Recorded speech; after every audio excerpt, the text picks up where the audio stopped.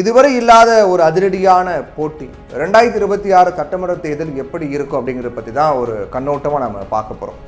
2026 ஏப்ரலில் நடக்கக்கூடிய தமிழ்நாடு சட்டமன்ற தேர்தல் ஒரு சாதாரணமான தேர்தலாக இருக்க போகிறது கிடையாது.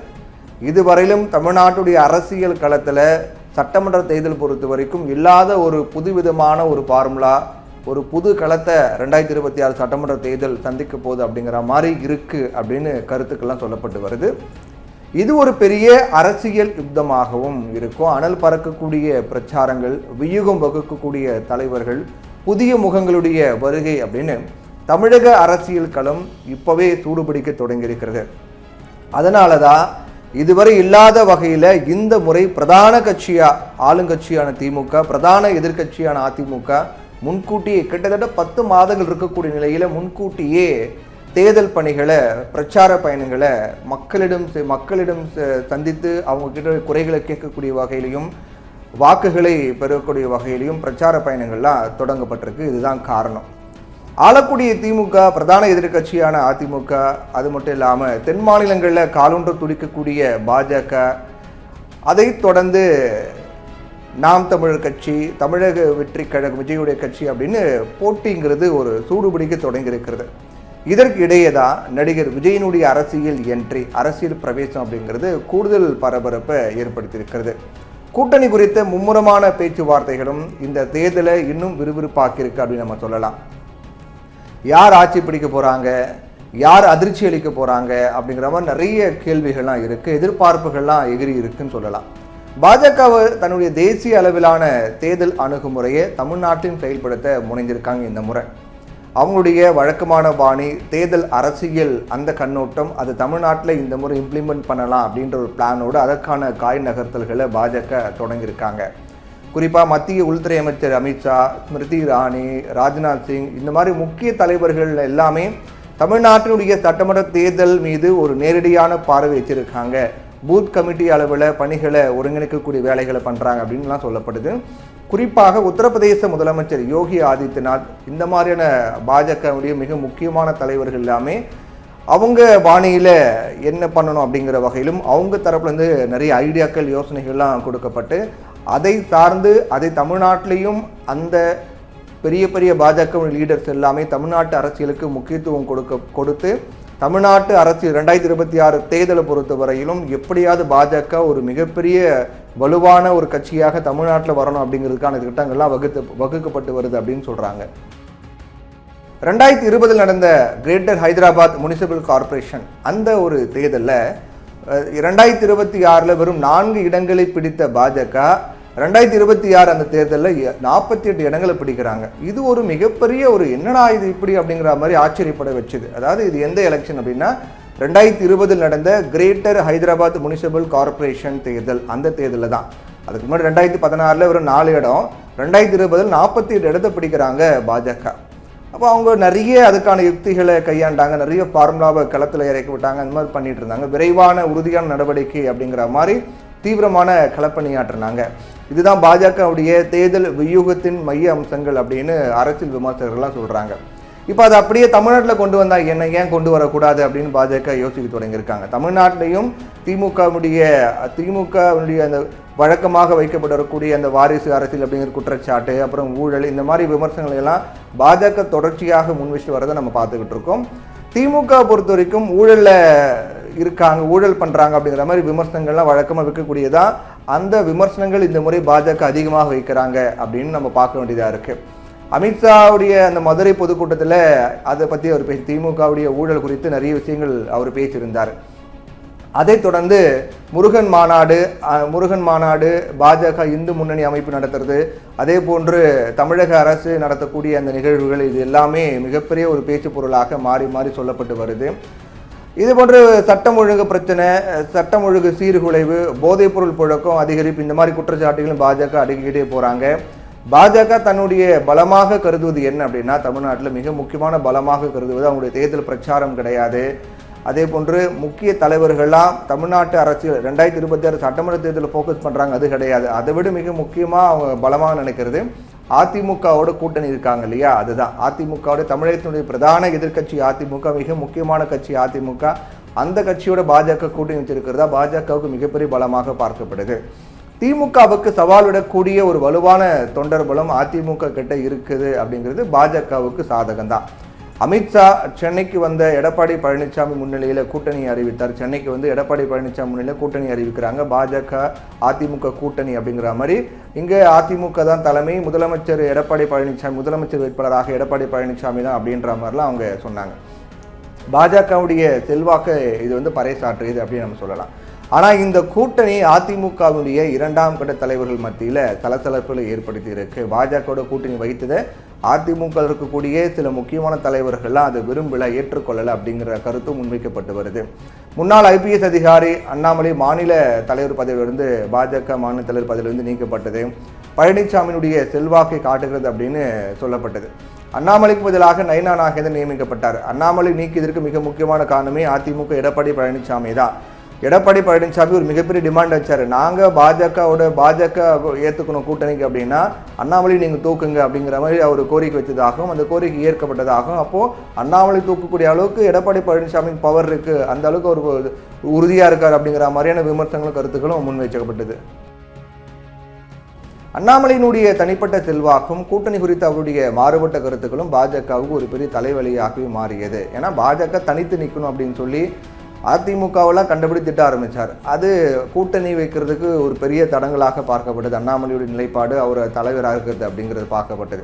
2026 பாஜக ஆட்சி அமையும், 2026 பொறுத்த வரைக்கும் பாஜக கூட்டணி ஆட்சி அமையும் அப்படிங்கிற மாதிரி இப்போ சொல்லப்பட்டாலும் கூட பாஜக ஆட்சி அமையும் அப்படின்னு அண்ணாமலை சொல்லிட்டு வந்தார். அப்படி சொல்கிறது அமித்ஷாவுடைய தேசிய ஜனநாயக கூட்டணி ஆட்சி மற்றும் பழனிசாமியுடைய அதிமுக ஆட்சி அப்படின்ற கருத்துக்கள் இருந்து வேறுபடுது.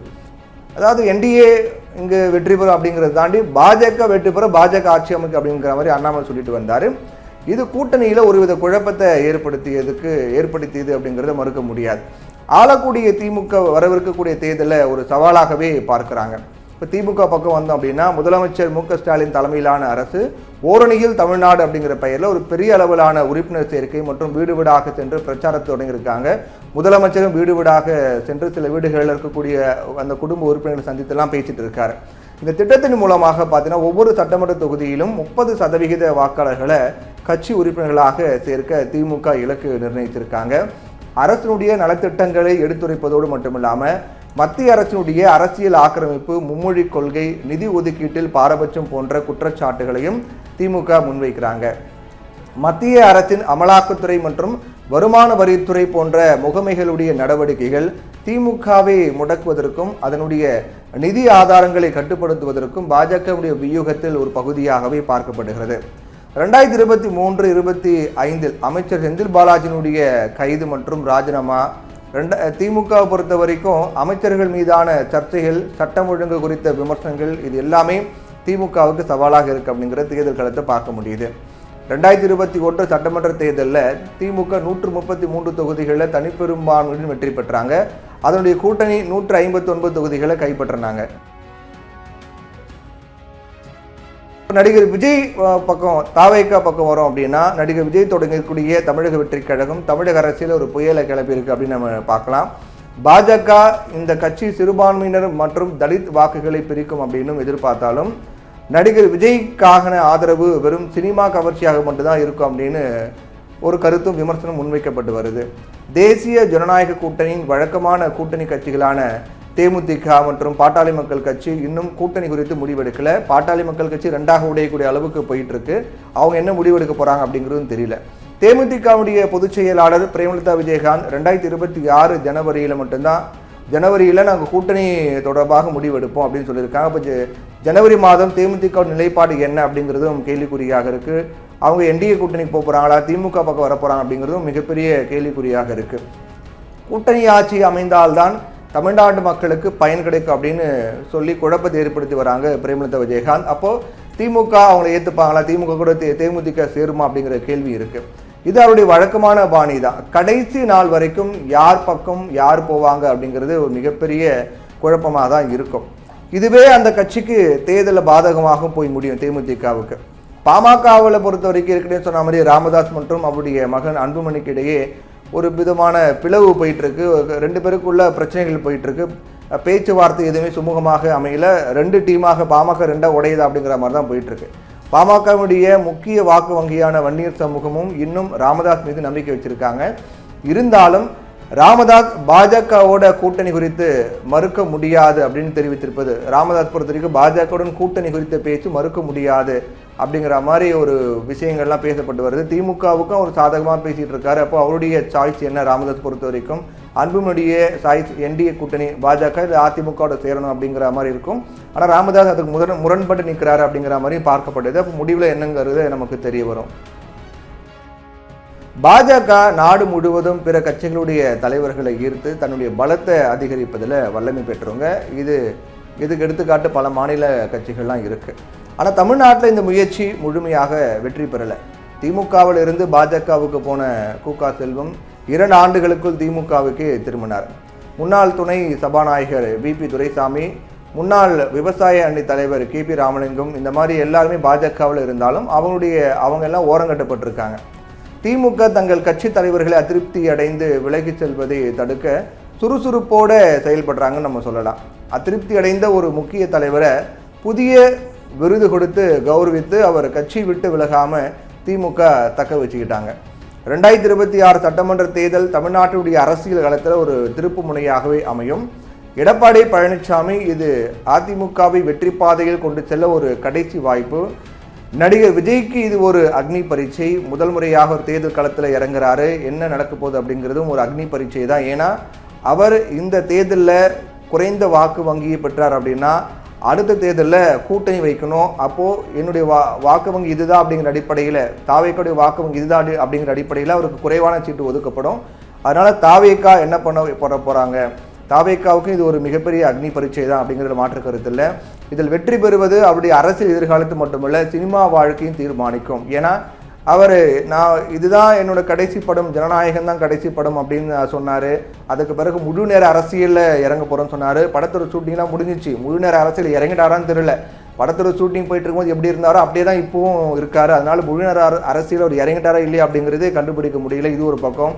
இன்னொரு பக்கம் ஒரு நடிகையிடம் அவர் தெரிவித்ததாக அந்த நடிகை சொன்னாங்க, இது கடைசி படம் கிடையாது, தேர்தலில் பெரிய அளவில் வெற்றி கிடைக்கலாம், திரும்ப படம் நடிப்பு அப்படின்னு அவர் சொன்னதாக அந்த நடிகை பேசினாங்க. அப்போது மக்கள்கிட்ட ஒரு மாதிரியும் அவருடைய தனிப்பட்ட முறையில் அவருடைய எண்ணங்கள் வேற மாதிரியும் இருக்குது. அப்போ மக்கள்கிட்ட சும்மா பொய் பேசிகிட்டு இருக்காரா அப்படிங்கிற மாதிரி விமர்சனங்கள்லாம் அதன் மூலமாக முன்வைக்கப்பட்டு வந்தது.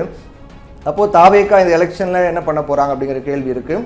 திமுகவுக்கு இது ஸ்டாலினுடைய முதலமைச்சர் பதவி காலத்துக்கான ஒரு வாக்கெடுப்பு. அதாவது திமுகவை பொறுத்த வரைக்கும் ஸ்டாலினின் முதலமைச்சர் பதவி காலத்துக்கான ஒரு வாக்கெடுப்பு மற்றும் பாஜகவை தமிழகத்தில் வேரூன்ற விடாமல் தடுக்க இருக்கக்கூடிய ஒரே வாய்ப்பு. முதலமைச்சர் பதவியை தக்க வச்சுக்கணும், பாஜக வேரூன்றாமல் தடுக்கணும், அதுக்கு ஒரு பெரிய வாய்ப்பாக இருக்கிறது. பாஜகவுக்கோ மோடி ஷா கூட்டணி பிற மாநிலங்களில் நிகழ்த்திய மேஜிக் போல தமிழ்நாட்டில் ஒரு வலிமையான சக்தியாக நிலைநிறுத்தப்படுமா அப்படிங்கிறத இந்த தேர்தல் தீர்மானிக்கும். அதனால 2026 தேர்தல் அப்படிங்கிறது இதுவரை இல்லாத ஒரு வித்தியாசமான, ஒரு புதுமையான, ஒரு அதிரடியான களத்தை பார்க்க போகிறோம் அப்படிங்கிறதுல எந்தவித மாற்று கருத்தும் இல்லை.